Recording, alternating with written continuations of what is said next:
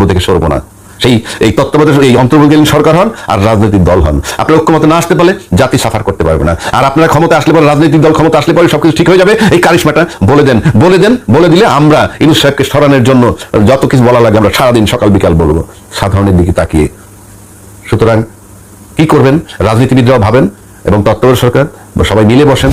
না হলে আমির সাহেব বলেছেন ঐক্যবদ্ধ জাতিকে বিভক্ত করার ষড়যন্ত্র চলছে, অর্থাৎ আপনি জানেন ষড়যন্ত্র কোথায় হচ্ছে, সেদিকে আপনি খেয়াল রেখে কাজ করুন এবং এটা করবেন বলে আমরা আশাবাদী। এখন একটা কথা চলছে বাংলাদেশে, দেশের যে সরকার চলে গেল তার যে ঘটনা পরিক্রমা যেভাবে ছিল 5 আগস্ট পর্যন্ত, সেটাকে নানানজনে নানাভাবে ব্যাখ্যা করা হচ্ছে। কেউ বলছে অভ্যুত্থান, কেউ গণ অভ্যুত্থান, কেউ বলছে বিপ্লব, এইরকম কতগুলা বিষয় আছে। সেই আলোকে আমি কয়েকটা কথা বলবো আর কি। বাংলাদেশে আসলে খুব সংক্ষেপে যদি বলি, বাংলাদেশে অভ্যুত্থান হয়েছে, গণ অভ্যুত্থান হয়েছে, এবং আমি মনে করি আমলাতান্ত্রিক অভ্যুত্থান যেটা, ব্যুরোক্রেটিক বিপ্লব যেটা, সেটাও হয়েছে বা অভ্যুত্থান হয়েছে, এবং 24-এ যেটা হয়েছে সেটাকে আমি যদি একটু বিপ্লব বলতে চাই, নানানজন হয়তো নানান সংজ্ঞা দিবেন।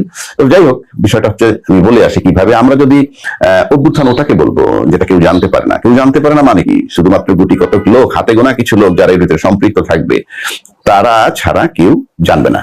এইরকম বিষয়গুলোকে সাধারণত অভ্যুত্থান বলা হয়। যেমন আমরা যদি 75 সালের 15 আগস্টে যে বঙ্গবন্ধু সপরিবারে নিহত হলেন, এটা পরিষ্কার একটা অভ্যুত্থান বলা চলে, কোনো সন্দেহ নাই এটা অভ্যুত্থান, এবং কাকপক্ষী কেউ টের পায়নি, হাতে গোনা লিমিটেড কিছু লোক এগুলো করেছে।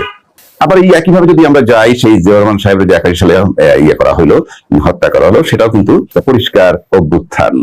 এবং এটা সাধারণত এমন সময় করা হয় যেন মানুষগুলো কল্পনা করতে চট করে মানুষ সংবাদ পায়। এবং এই ধরনের যে অভ্যুত্থান গুলা, সেটা কখনো কখনো কেন হয়, সাধারণত এই সমস্ত অভ্যুত্থান গুলাতে আমার কাছে মনে হয় যে ডোমেস্টিকের রাজনীতির সাথে ইন্টারন্যাশনাল রাজনীতির সম্পৃক্ত তা থাকে বলে মনে হয়।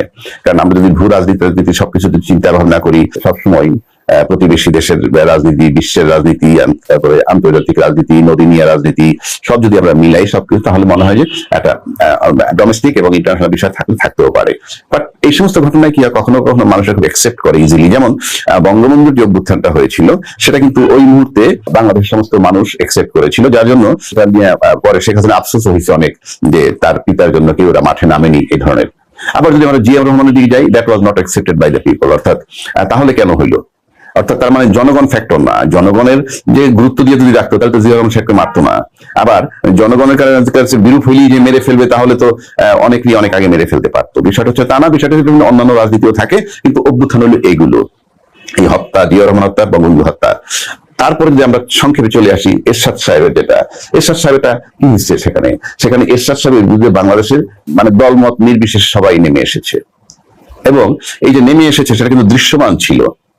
মানে আন্দোলন হচ্ছে, ডাক্তার মিলন হত্যা হয়েছে, এটা হয়েছে, সেটা হয়েছে, টুকটাক নানান ঘটনা ঘটেছে, নানান হত্যা হয়েছে, আন্দোলন চলমান ছিল।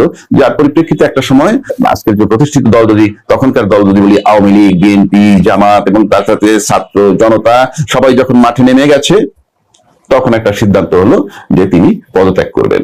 সে যে প্রক্রিয়া করেন সেটা ভিন্ন কথা। শাহাবুদ্দিন সাহেবকে আনলেন, ক্ষমতা হস্তান্তর করলেন, তারপর উনি চলে গেলেন। এটা হলো গণ অভ্যুত্থান।